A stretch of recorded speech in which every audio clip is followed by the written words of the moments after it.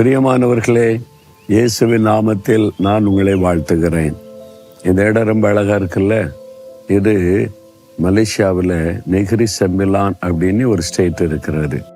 அங்கே செரம்பான் என்கிற ஒரு பட்டணம். அங்கே தான் நாங்கள் உபவாச ஜெபத்துக்கு வந்தோமா. அங்கே எங்களை ஒரு நாள் தங்குறதுக்கு இங்கே உள்ளவங்க ஒழுங்கு செய்திருந்தாங்க ரெசார்ட்டில் தங்க. அந்த இடம் பார்த்து ரொம்ப அழகாக இருக்குது. அதனால தான் அங்கே நின்று உங்களோட நான் பேசுகிறேன். நல்லா இருக்குல்ல, ரொம்ப அழகாக இருக்குது. இந்த இடத்துல இருந்து ஆண்டவர் உங்களுக்கு என்ன வார்த்தை சொல்கிறாரு அதுதானே முக்கியம். உபாகமும் 31:8 கர்த்தர் உன்னை விட்டு விலகுவதும் இல்லை, அவர் உன்னை கைவிடுவதும் இல்லை. நீ பயப்படவும் கலங்கவும் வேண்டாம். பயம், கலக்கம், ஏதோ ஒரு காரியத்துக்கு வந்த பயம், உள்ளத்தில் ஒரு கலக்கம். பெரும்பாலும் எப்போ அந்த கலக்கம் பயம் வரும் தெரியுமா? ஆண்டவர் என்னை விட்டு விலகிட்டாரோ, ஆண்டவர் என்னை மறந்துட்டாரோ, ஆண்டவர் என்னை கைவிட்டு விட்டாரோ அப்படின்ற சூழ்நிலை வரும்போதும், ஒரு தனித்து விடப்பட்ட நிலைமை வரும்போது உள்ளத்துல பயம், கலக்கம் வரும்.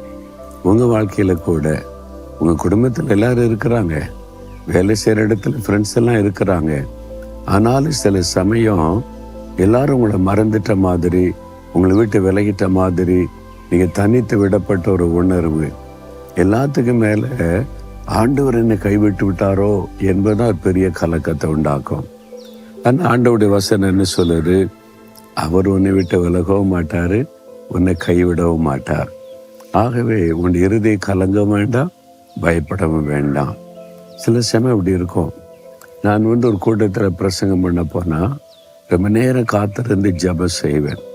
ஆண்டவர் எனக்கு ஒரு உறுதி தரணும். நீ போ, நான் வருவேன், நான் வந்து கூட நின்று நான் ஊழியத்தை நிறைவேற்றுவேன் அப்படின்னு எனக்கு வாக்கு கொடுக்க வரைக்கும் நான் பெரும்பாலும் அப்படி தான் ஜெபம் செய்வேன். ஒரு பெரிய கூட்டம், கடைசி நாள் கூட்டம், அதுக்காக தேவ சமூகத்தில் காத்திருந்து பல மணி நேரம் ஜெபித்து கொண்டிருந்தேன். அப்போ ஆண்டவர் இறங்கி வந்து, நீ பயப்படாத, நீ போய் நின்று நான் சொல்கிறத பேசு, நான் உன் பக்கத்தில் நிற்பேன், நானே இன்றைக்கு எல்லாத்தையும் நான் செய்து முடிப்பேன் அப்படின்னு வாக்கு கொடுத்தார். உள்ளத்துல பெரிய சந்தோஷம், மகிழ்ச்சி வந்துட்டு கர்த்தர் வாக்கு கொடுத்துட்டார். அப்புறம் தான் ஜெபத்தை முடிச்சுட்டு அப்புறம் புறப்பட்டு கூட்டத்துக்கு போனேன். மைதானத்தில் கூட்டம், பெரிய மேடை, திரளான மக்கள் வந்திருக்கிறாங்க. இந்த பெருங்கூட்ட மக்களுக்கு நான் என்ன செய்யறது? ஆண்டவர் என்னை பயன்படுத்தணுமே, அதுக்கு தான் காத்திருந்து ஜெபித்து ஆண்டவர் வாக்கு கொடுத்துட்டார். நான் போய் மேடையில் அமர்ந்து கண்ணை மூடி ஜெபித்து கொண்டே இருந்தேன். பாட்டு பாடிக்கிட்டே இருக்கிறாங்க. அப்போ என் ஆண்டவருடைய பிரசன்னத்தை என்னால் உணர முடியல. அப்போ ஆண்டவர் என் கூட இருக்கிறாரா, என்னை விட்டு விலகிட்டாரா? நான் கண்ணை மூடி ஜெபிச்சுக்கிட்டே இருக்கேன். தேவ பிரசன்னத்தை என்னுடைய அறையிலே ஜெபித்த போது அவருடைய பிரசன்னத்தை உணர்ந்தேன், அவர் கூட இருக்கிறதை உணர்ந்தேன், பேசினதை கூட உணர்ந்தேன். இப்போ நான் தனித்து விடப்பட்ட மாதிரி.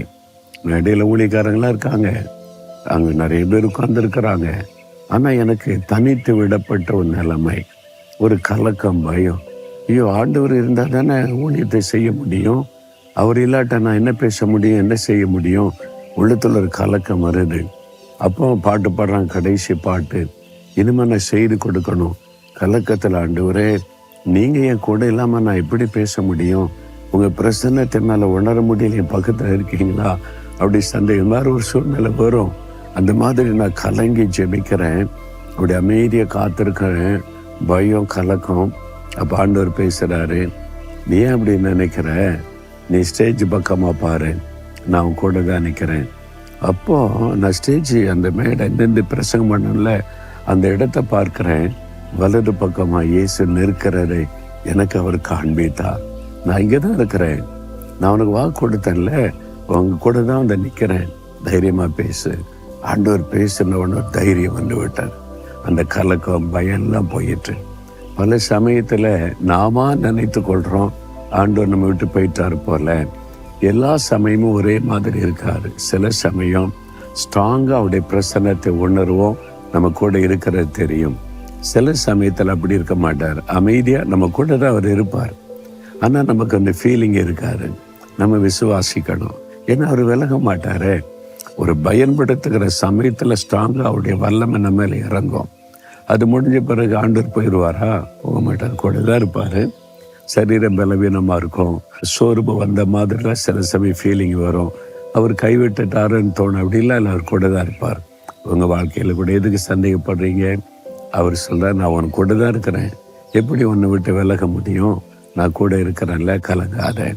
நீங்கள் அதை நினச்சி துதித்தாலே போதும். ஆண்டவரே, நீர் என்னை விட்டு விலகவும் மாட்டீர், என்னை கைவிடவும் மாட்டீர், என் கூட இருக்கிற ஸ்தோத்திரம்னு சொல்லி பாருங்கள். உடனே ஒரு தைரியமும் அவருடைய பிரசன்னத்தை நீங்கள் உணர்ந்து கொள்ள முடியும்.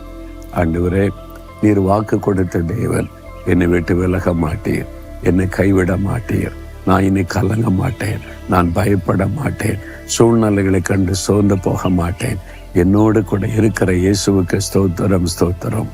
இயேசுவின் நாமத்தில் ஆமேன், ஆமேன்.